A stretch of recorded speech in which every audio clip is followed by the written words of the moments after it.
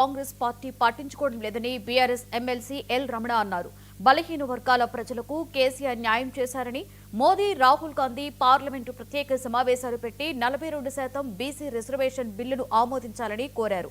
బీసీలు కన్నెర్ర చేస్తే కాంగ్రెస్ బీజేపీ పార్టీలు కనుమరుగవుతాయని చెప్పారు.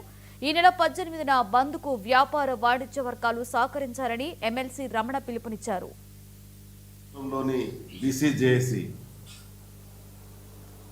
జస్టిస్ ఫర్ బంద్ అని చెప్పనేటువంటి కాల్ ఇస్తూ వివిధ రాజకీయ పక్షాలను కలిసి చేసేటువంటి విజ్ఞప్తిలో భాగంగా నిన్న తెలంగాణ భవన్లో BRS party working president government KT Rama Rao కలిసి బీసీజేఏసీ చేసిన విజ్ఞప్తికి అనుగుణంగా ఆర్ కృష్ణయ్య గారు, జాల శ్రీనివాస్ గారు, సహచార మిత్ర బృందం అంతా కలిసినప్పుడు బీఆర్ఎస్ పార్టీ బీసీల హక్కుల సాధన కొరకై పూర్తి స్థాయిలో మద్దతు పలుకుతుందని చెప్పని తలపెట్టినటువంటి బంద్ విజయవంతం చేయడంలో బీఆర్ఎస్ పార్టీ నాయకత్వం శ్రేణులందరూ కూడా పాల్గొంటారనేటువంటి విషయాన్ని స్పష్టంగా చెప్పడం జరిగింది.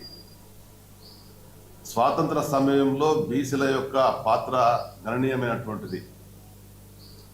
ఆనాడు కులవృత్తులు, చేతివృత్తులే ప్రధానంగా ఈ దేశానికి ఆదాయ వనరులుగా ఉండే అటువంటి బీసీ వర్గాలను కాంగ్రెస్ ప్రభుత్వం అనేక సంవత్సరాలు పరిపాలించినా కానీ ఏనాడు కూడా పట్టించుకున్న పాపాన పోలేని విషయం స్పష్టంగా తెలుసు.